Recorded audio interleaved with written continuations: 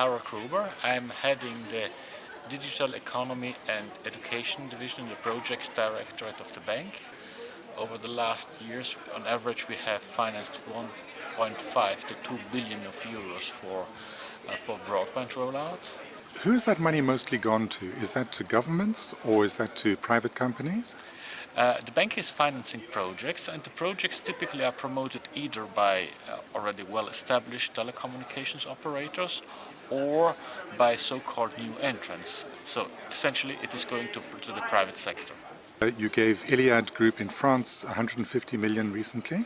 Yes, indeed, that's correct. Yes, it is a typical example of a relatively new entrant and which is investing massively in fiber to the home rollout, and that is precisely the kind of innovative projects that the bank is supporting. And what strings are attached to EIB money? The main strings that are attached, that it is a loan which needs to be repaid. Usually it is a long-term loan, so it is, in this case of infrastructure, it could be easily 10 years or beyond. Now, the digital agenda has some fairly aggressive broadband rollout targets. How much money does the EIB think it will cost in total to do that? And then how much money do you think the bank will be able to contribute towards that? The digital agenda is quite an ambitious project of the European Union. It is relatively flexible also in terms of technologies that can be supported to achieve those listed targets. We have made an estimate, and by the year 2020 the investment requirement range between 70 and say 200 billion euros.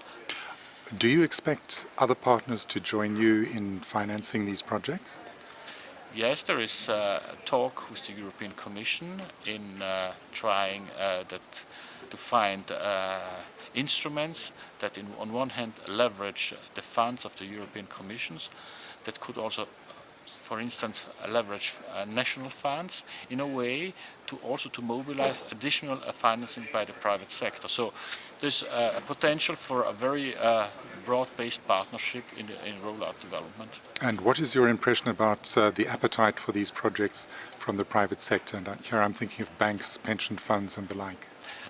Currently, what is missing is that in most cases there's not a particularly compelling business case that private investors would immediately jump on, and therefore you need some enhancement mechanisms that make the financing propositions more attractive to, say, institutional investors. What is the gap between that and what do you think would be commercially acceptable? We made a sort of a back-of-envelope calculation. We think that about 1/3 of the numbers that I mentioned before for the total rollout requirements should be viable on commercial terms. The rest needs some additional assistance. Herr Gruber, thank you very much for your time. My pleasure.